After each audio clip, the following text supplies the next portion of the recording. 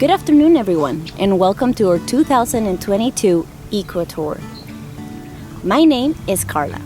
I'm the bilingual specialist here at New Earth, and I'm going to be your guide today as we take a tour of the many wonders of the beautiful Klamath Basin. Our first stop today will be the 9th deepest lake in the world, and the centerpiece of both Klamath County and the unique ecosystem that has been created here, Crater Lake.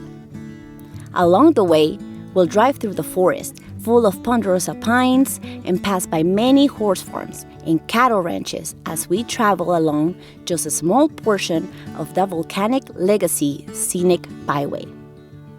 In its entirety, this byway is 140 miles long, and it takes you through areas that were formed by eons of eruptions and lava flows from volcanoes that make up the Ring of Fire, which left behind an area scattered with cinder cones, lava tubes, pumice plains, and the unforgettable Crater Lake. In case you're unfamiliar, the Ring of Fire is a path along the Pacific Ocean that is known for its active volcanoes and frequent earthquakes. About 75% of the Earth's volcanoes can be found along the Ring of Fire, and about 90% of the world's earthquakes happen in this same area. The abundance of both volcanoes and earthquakes in the Ring of Fire is caused by the movement of the tectonic plates in the area. When these plates overlap, the one on the bottom gets pushed down into the core of the Earth, which causes it to melt into magma. The abundance of magma so close to the surface of the Earth is what leads to so much volcanic activity within the Ring of Fire. One of the hundreds of volcanoes within the Ring of Fire is Mount Mazama, which is the volcano responsible for creating the visually spectacular caldera, which we will be seeing shortly. As we get closer to approaching Crater Lake National Park, we get a fantastic view of what was once just the base of an extremely large volcano. These peaks you see on the left and right are now used as a visual marker for where Crater Lake resides. However, they once served as the base of the very large Mount Mazama. At its peak, this active volcano had a summit elevation of 12,000 feet, but 7,700 years ago, a series of explosive eruptions created a caldera, which now ranges in elevation from 6,700 feet to 8,150 feet. Few people forget their first glimpse of Crater Lake on a clear summer's day. Looking down at 20 square miles of water so intensely blue, it looks like ink. One Native American legend says that the mountain bluebird was originally gray before dipping into the stunningly blue waters of this natural wonder. The series of eruptions that created the Crater Lake caldera are said to be 42 times greater than that of Mount St. Helens. The sediment and ash from the eruption of Mount Mazama was scattered far and wide. Ash from the explosion rose and settled over much of the western United States and southwestern Canada, and most abundantly right here in the Klamath Basin, especially in and around Klamath Lake. This extremely thick layer of ash was rich in minerals and can still be found under Klamath Lake today.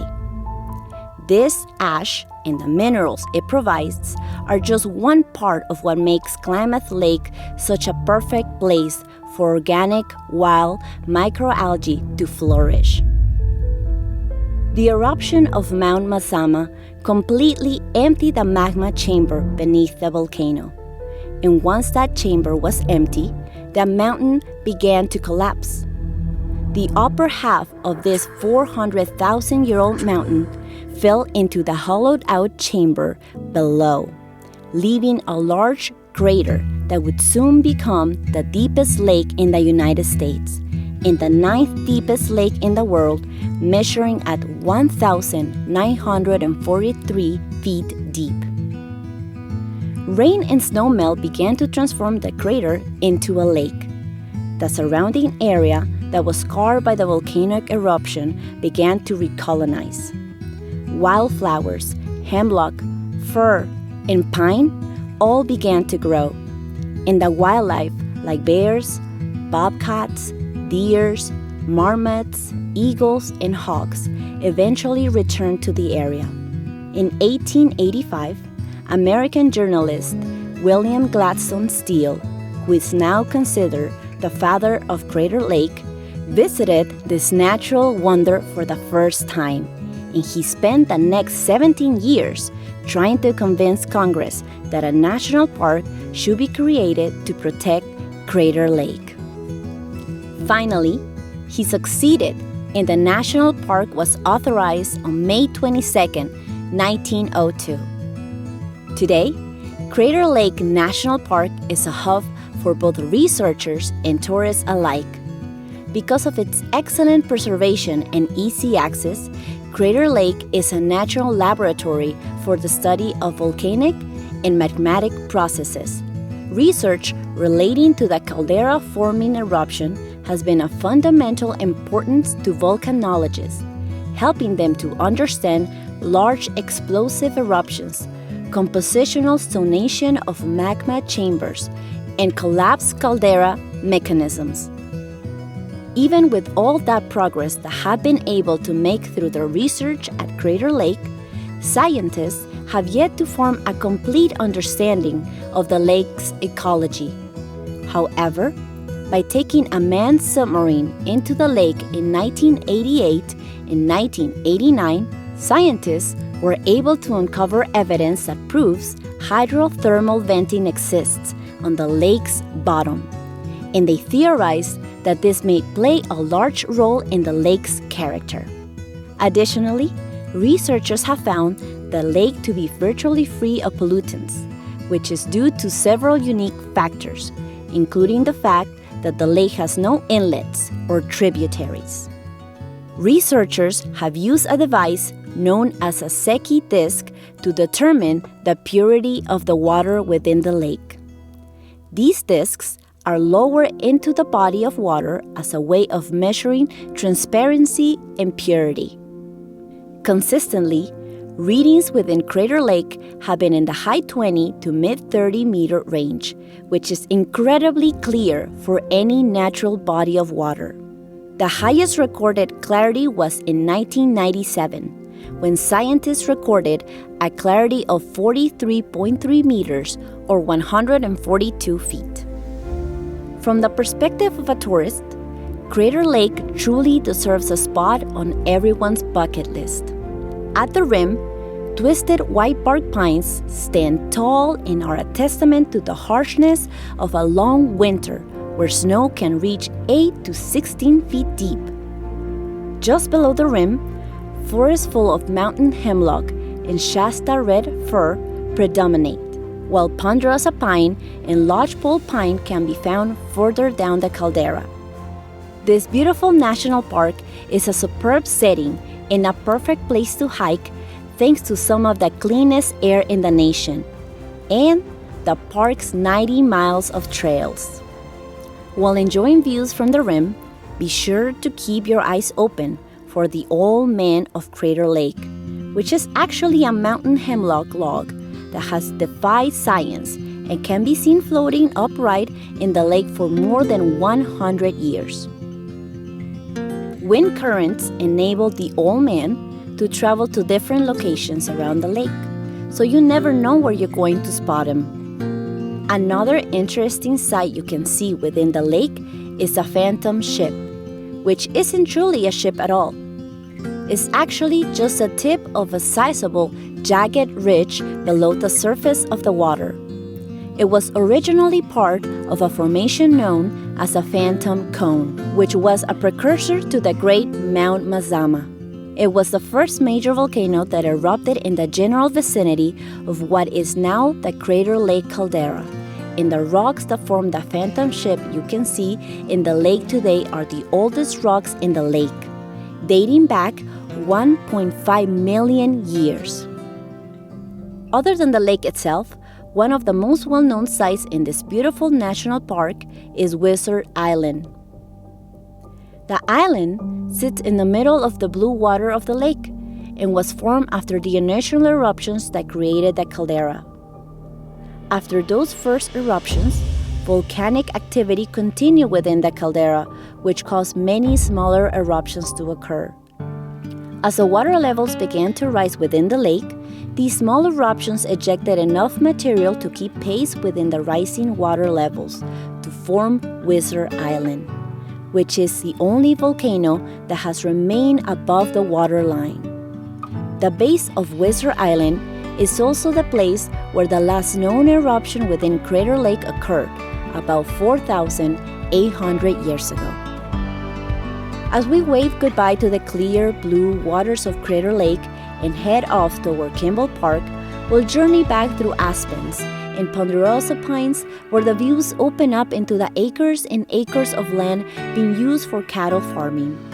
Cattle farmers have found the land here to be particularly great for their trade, thanks to the nutrient-rich soil that resulted from the eruption of Mount Mazama. This soil helps provide their cattle with high-quality, nutrient-rich grass to feed on. In fact, the soil and grass in this area are so impressive that it's not uncommon for cattle farmers from all around the world to ship their cattle here to feed for a season or two. As we continue toward our next destination, be sure to keep your eye to the sky, where you'll likely spot a variety of different birds moving through the basin during their fall migration. The Klamath Basin is the most popular rest stop along what is known as the Pacific Flyway, which is a major north-south flyway for migratory birds in the Americas. With a wide variety of ecosystems, the Klamath Basin is able to accommodate many different migrating species, which is one of the reasons it has become such a popular spot for so many different species. This time of year, you're most likely to see birds like pelicans, egrets, herons, and grebes. But be sure to keep your eyes open for birds like hawks and bald eagles too, as they are not an uncommon sight. With that being said, if you want to increase your chances of spotting a bald eagle, the best time to visit is during the winter months, as the Klamath Basin hosts the largest wintering concentration of bald eagles in the lower 48 states, counting up to 500 eagles each year. While we anxiously wait our arrival to Kimball Park, I want to tell you all a quick story about how a lone wolf used the wilderness currently surrounding us to make history. In fall of 2011, a radio-colored Oregon wolf with the designation OR7 from the Imnaha Pack set out on an epic journey. He traveled across the state and became the first confirmed wolf west of the Cascades since the last wolf bounty had been collected in 1947. Part of what made OR7's trek across the state possible were the wilderness and roadless areas he traveled through, which includes the Soda Mountain Wilderness in the Klamath Basin and Sky Lake's wilderness areas right here near Crater Lake. OR7 went on to become the first wolf confirmed in California in nearly a century. A few years ago, it was reported that OR7 not only found a mate, but also had 3 pups, which makes them one of the 7 recognized wolf packs in Oregon. This story demonstrates the immense value of having large, road-free areas around the world that wildlife can use as a safe corridor for their own travel. And here we are, arriving at Jackson F. Kimball State Park, which is a pristine site located at the headwaters of the Wood River. This aquifer that feeds this beautiful spring is believed to originate 20 miles northeast of the east side of the drainage of Crater Lake National Park. From here, the Wood River meanders through pine forest and pastoral land for 10 miles before flowing into Agency Lake, which is a northern arm of Klamath Lake, making this one of the many headwaters that has a direct impact on the ecosystem that foster the growth of organic wild microalgae. As we take in the amazing views that this park has to offer, take special note of the purity, clarity, and beautiful color of the water. The water that bubbles out of this natural spring is so clean that you can drink from it. In fact, we recommend filling up your water bottle right here so you can enjoy clean, cold, and refreshing water during the remainder of the tour. Before we head back toward town, we're going to make a couple of quick stops at Ox Caney Skyline Viewpoint in the headwaters of Spring Creek. Just a few short miles off the main highway, Ox Caney Viewpoint is a Klamath County hidden gem that provides sweeping views of the Williamson River, which is another of the headwaters for Klamath Lake that is fed by the drainage of Crater Lake. This river flows rather quickly, which helps keep the water clean and clear as it flows into the lake.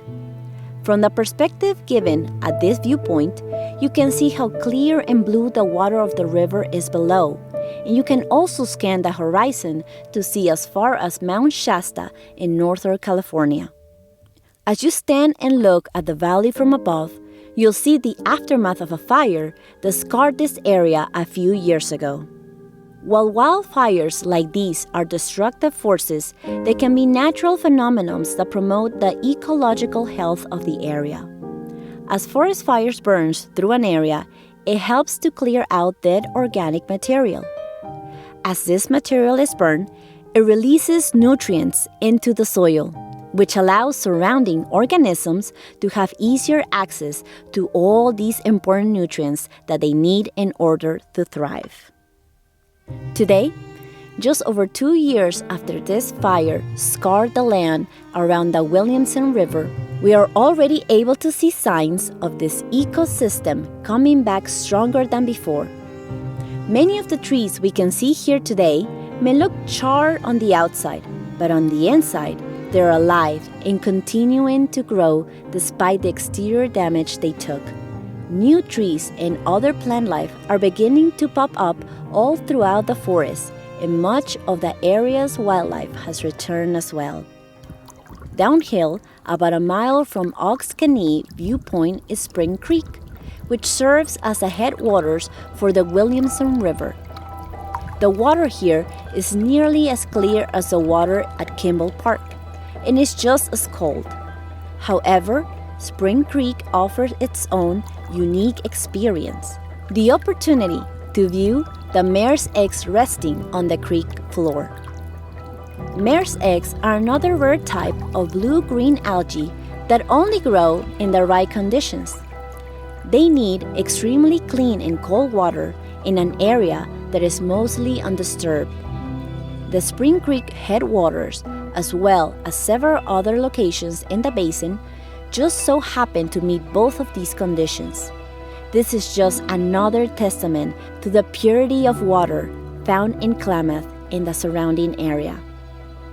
From above, the mare's eggs look like green or gray rounded stones that range from the size of a golf ball to the size and shape of a potato.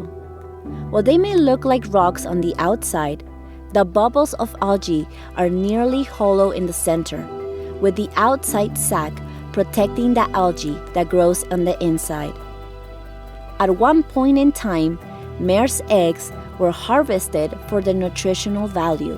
However, today they're considered an endangered species and shouldn't be touched or otherwise disturbed during your visit to Spring Creek. As we hit the highway and head back toward Klamath Falls for our final stop at the new earth production facility, we will get a fabulous view of Mount McLaughlin on the horizon. This dormant volcano is an iconic view in the basin and is the lowest of Oregon's chain of 6 major Cascade Range volcano peaks with a summit elevation of 9,495. It is estimated that Mount McLaughlin's summit was once over 10,000 feet, but glacial erosion of the northeast slope removed the top of the peak, leaving behind the current peak at below 10,000 feet in elevation. In the foreground of this beautiful view is the home to the unique ecosystem that organic wild microalgae thrives in, Klamath Lake. During the last ice age, heavier precipitation and mountain runoff spawned many large rainfall-dependent lakes. In Oregon, none was larger than Lake Modoc, which was estimated to cover a massive 1,100 square mile expanse, which is 10 times the size of present-day Upper Klamath Lake. Lake Modoc also sat nearly 100 feet higher in elevation than the lake does today.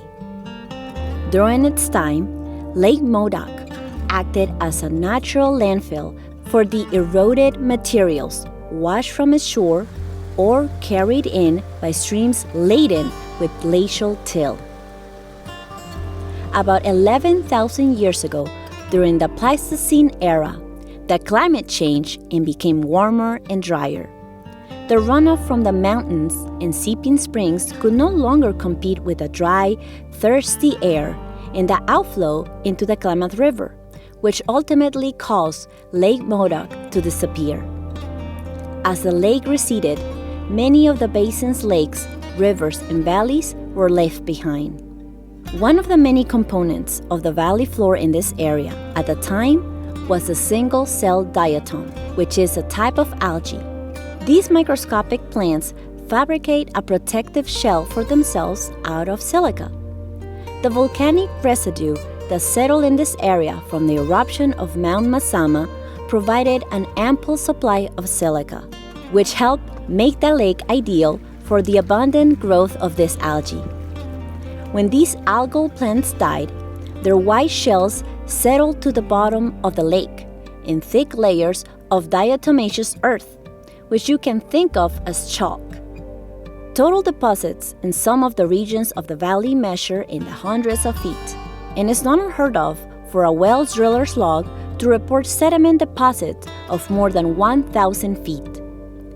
These deep layers of sediment have a high concentration of nutrients that help make Klamath Lake the ideal ecosystem for organic wild microalgae to flourish.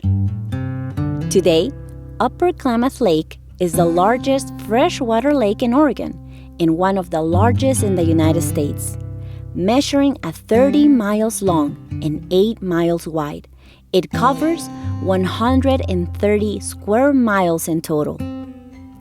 This large body of fresh water fills a vital role in the utilization of water resources in South Central Oregon. Water from the lake is used for irrigation of agricultural land downstream.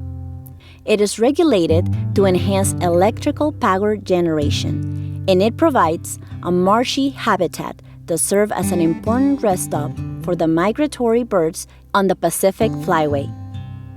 While it is technically deemed as a lake, Klamath Lake is actually more like a river. It has 8 major tributaries, a multitude of smaller ones, and dozens of underground streams. Therefore, this large body of water has more than 650 billion gallons of water moving through it on a regular basis. As we drive past the lake here on Highway 97, you'll want to be sure you're looking out the window as there is a lot to see. Off to the left of the highway is Hagelstein Park, which was the first park to be developed into the Klamath County Park System. This 5-acre park sits up against a small offshoot of Upper Klamath Lake. The water near the park is often used by fish as a breeding ground, so if you walk along the bank, you will likely be able to see quite a few fish swimming around close to the shore. If you look off to the left side of the highway, you will have a stunning view of beautiful Klamath Lake. While the area we harvest is on the other side of the lake, you may be lucky enough to see our harvesters moving about, way out there. As we wind the last few corners next to the lake, you may be able to spot some wildlife hanging out close to the highway. Along this section of the road, yellow-bellied marmots, which are also known as rock chucks, love to hang out and bathe in the sun.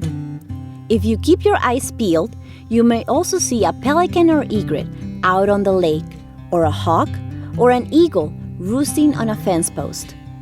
As we anxiously await our arrival at our final location, let's take a minute to discuss what it takes to get algae from the lake to our production facility.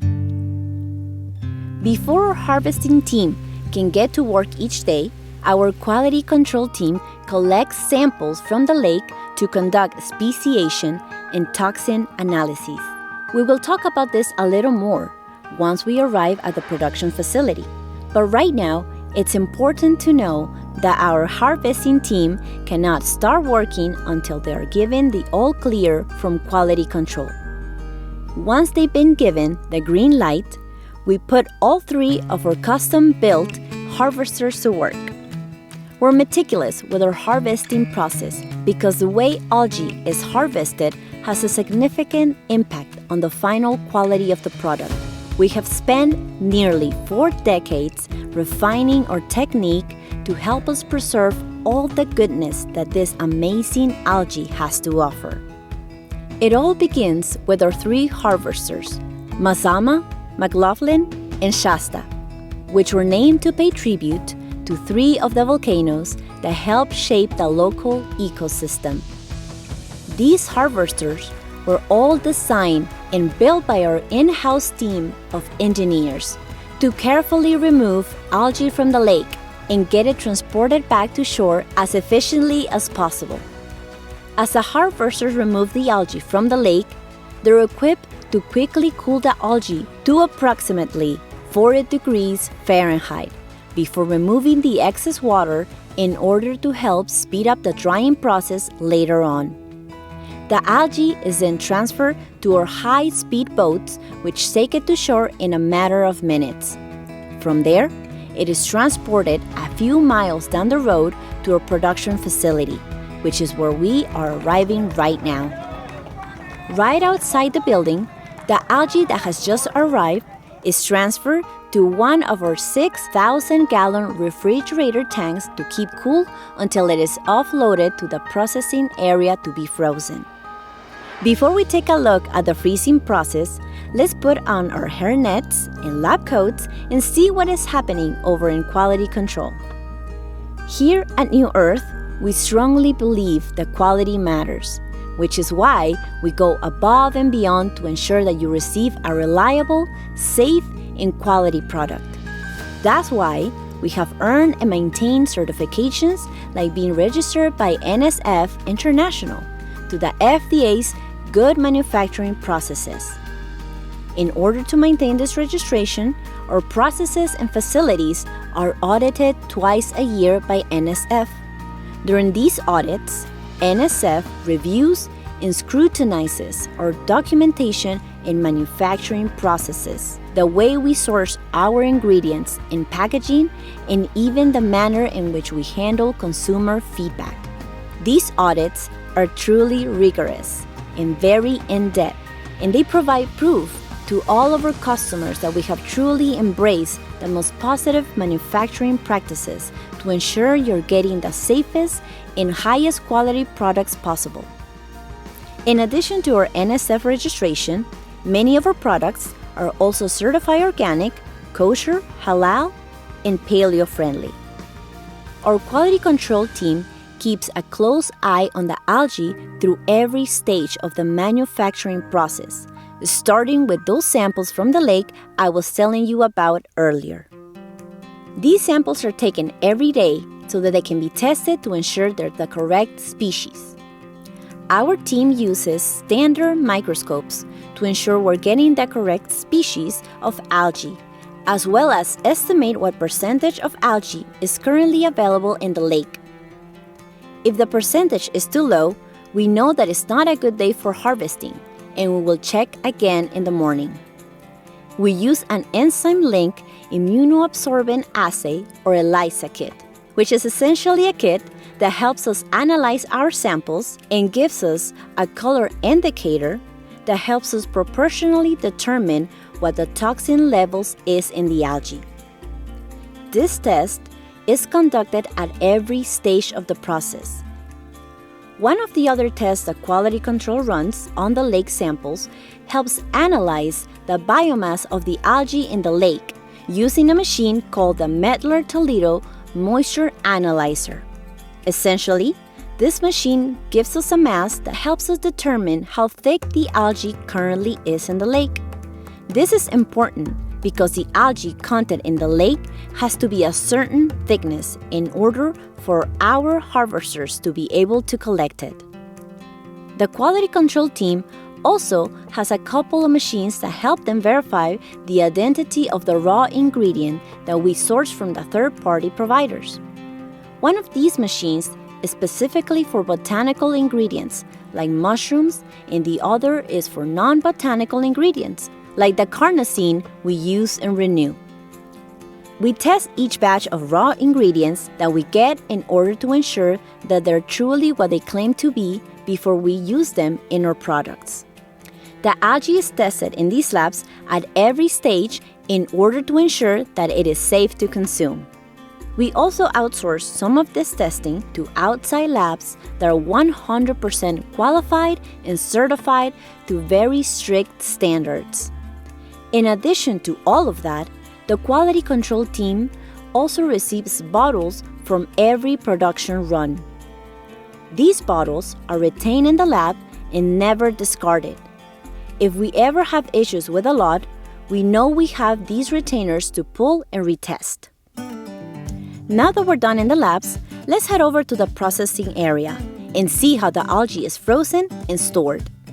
Here, the algae goes through one final cleaning step to remove any extraneous debris or other material that we don't want in the product. From there, the algae is taken to plate freezing, where it'll be taken from liquid to solid in roughly 2.5 hours. Once frozen, the plates of algae are loaded into totes to be put directly into the freezer for storage. The algae is protected while being stored by two separate linings, one on the plate itself and one inside the tote. Each of these totes weighs about 1,700 pounds, and they're being stacked up to 5 totes high while being stored. The only time the algae doesn't go directly to the plate freezer is when it's going to be used to make mind. In this case, the algae is taken elsewhere in the facility so that the cell wall can be removed and the inner liquid is then frozen and stored here in the freezer. As needed, algae is pulled from this freezer and taken to be dry before being mixed with any other necessary ingredients before being sent off to encapsulation. Here, the mixed powder and organic capsules are loaded into the machine. The powder goes down a tube into a bowl.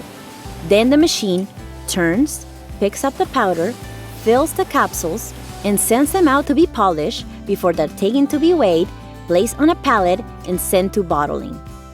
Depending on the product we are making, this machine allows us to encapsulate between 32 and 35,000 capsules an hour. And we use it for all but 2 of our capsule products. On our way to bottling, you can see the staging warehouse, which is where we stage all of our bottling runs. We bring in all the component parts that we need, like the bottles, lids, cotton, capsules, and labels. As the bottling process starts, a machine unscrambles the bottles and sets them upright on the line so they're ready to be filled. As the bottles move further down the line, they approach the counting machine, which counts the capsules and deposits them into the bottle. This machine can do anywhere between 35 and 65 bottles per minute, depending on the bottle size and capsule count. Next, the bottles are moved onto the cottoner, which places cotton in the bottles that need it, before they're moved on to go through the metal detection. After that, the bottles move onto the lid machine, which secures all of the lids. At this point, the lids contain the protective foil that covers the opening of the bottle. After the seal is attached, the bottles go through the labeler, where they receive the correct label and are stamped with the lot number and manufacturing date. Lastly, the bottles are sent to the bundler, where they're bundled in packs of 12, before being placed on a pallet, tagged, and await final approval from quality control before being sent to the shipping department. Over shipping, the products are all stored at 40 degrees Fahrenheit to keep them fresh. Every morning, the shipping team comes in and begins processing orders. We have a different computer set up for each mail carrier, which allows us to easily input orders based on their selected shipping method and print the correct label. From there, the order and label are taken over to the traying area, where the correct items are pulled and placed on a tray before they're boxed up. Once the trays are picked up, they're double-checked for order accuracy, then placed into one of our reusable corrugated boxes with compostable packing peanuts. The box is then closed up, the shipping label is placed, and the order is placed on a cart to be taken to the appropriate mail carrier and shipped to your front door. Seeing the packages being sent off brings us to the end of our tour. It has been an honor to take you on this virtual trip through the beautiful Klamath Basin. So thank you so much for joining me today.